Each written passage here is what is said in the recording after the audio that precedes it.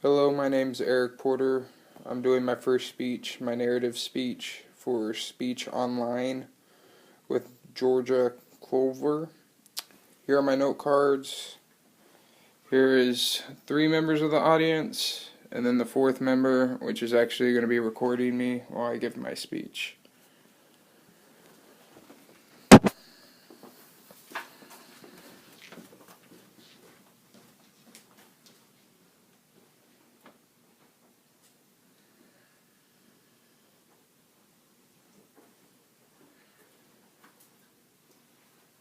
Good?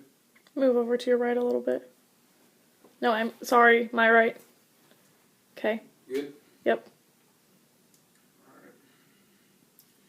Things we take for granted every life are the things we miss most when something happens to them and they're gone. On June 21st, 2011, my most valued possession had been stolen from me while I was working, my motorcycle. Most of us have some form of transportation that we use to get to and from work and school every single day. But everything changes when you walk out from one of those places and see that your transportation had been stolen. Have you ever had something this catastrophic happen to you before? If not, have you ever had anything prized to you stolen before? If so, you probably have an idea of how upsetting and frustrating it can be. I've experienced this devastating moment in my life because when I walked out from work, I saw that my motorcycle was nowhere in sight and was gone. Today, I will share my story with you on how I got through this horrific day, starting out with finding out my motorcycle was stolen, then moving on to contacting the right people about the theft and getting help, and finally, recovering my motorcycle.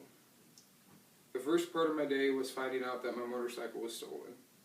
I had just clocked out of my first day of work at my first job, got my orientation schedule, and proceeded to walk out the front doors and noticed that my motorcycle was not where I parked it.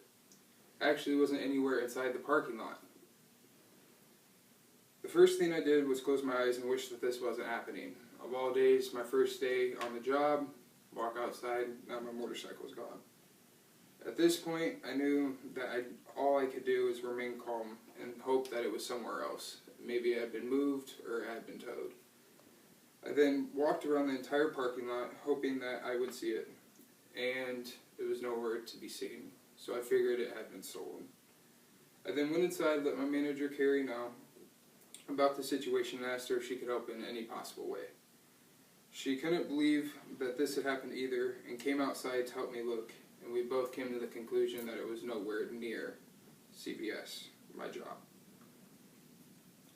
After she looked around, we both proceeded inside to where she went back to her office and pulled up the video surveillance to see if we could see anything as to where my motorcycle may have went. When she pulled up the video footage and started scrolling through the time, all you saw was somebody walk up to my blue motorcycle, about a minute later drive off with it in a black hoodie with no helmet on. I still couldn't help but ask why. Why me? Why today? Why my first day of work? The only thing I could do at this point was again try to stay calm and not let my emotions run wild. After my assumptions turned out to be right, I now have proof of somebody stealing my motorcycle, and I have to contact the authorities and start figuring out who else to contact. Second part of my day was notifying the right people about the theft and getting help.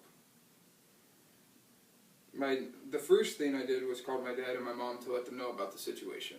They both advised me that I needed to contact the authorities since they both were at work and they couldn't help. I then called the police, told the dispatcher that I had a vehicle that was stolen, and they had informed me that they would send law enforcement out to file a report. All I could do at this time was just wait. Meanwhile, my dad got off work and told me that he was on his way so he could come help. The police arrived and immediately had me start filling out paperwork, specifically a stolen vehicle report, while they went with my manager to look at the video surveillance and make a copy of the tape. My dad arrived while I was finishing up with the paperwork, and the officer had told me that he was going to go ahead and contact a buddy at the Omaha Police impound lot to see if maybe it had been turned in.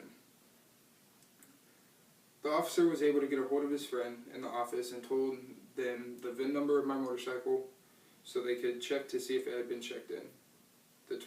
They told the officer that the motorcycle was impounded because it was ditched on the side of the road, and an officer had been called to the location to where he had it towed to the impound lot. The final part of my day was the most dreadful event of everything. I had to go recover my motorcycle. It was one of the most difficult times because I had to go to the impound lot and see the damage that had been done to my motorcycle. And in essence, my motorcycle was destroyed. The damage was unbelievable and absolutely made me speechless and brought back that sick feeling from when I first walked out the front doors.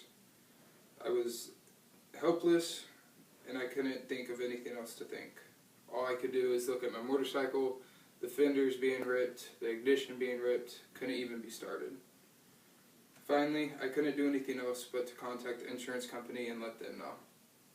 After I contacted the insurance company, they told me what happened and told them what happened. They told me to have my motorcycle towed to the nearest motorcycle shop, which was Dillon Brothers, out off 178th and Maple, so they could have the damage assessed by a claims specialist.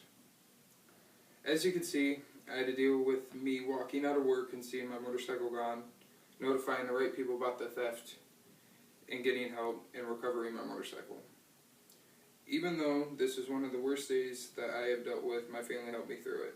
I was able to locate my motorcycle, get it out to Dillon Brothers so an insurance agent could come look at it and do his investigation. A few days later, he called me and let me know that sadly it was a total loss of my motorcycle, meaning that it was just salvaged. It would cost more for them to fix it than to just pay off the loan. So that's what they did. In one day, I lost my most prized possession along with the ability to have transportation. It has taught me not to take possessions for granted, especially a transportation vehicle. Once you lose transportation, it makes a major impact on how you get around in everyday life, whether it's school and or work.